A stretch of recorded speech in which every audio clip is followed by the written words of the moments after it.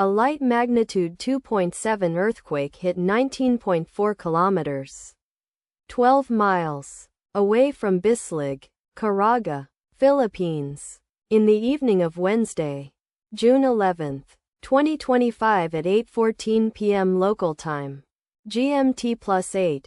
The quake had a very shallow depth of 3 kilometers, 1.9 miles, and was not felt, or at least not reported so. First to report, PHIVOLCS after 11 minutes.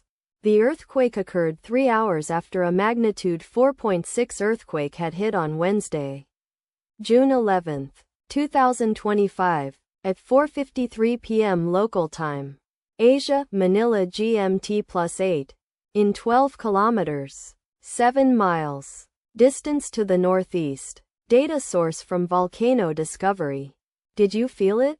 Let us pray. May the earthquake that occurred not affect our brothers and sisters there. May the earthquake not happen again. And may God protect everyone. Amen.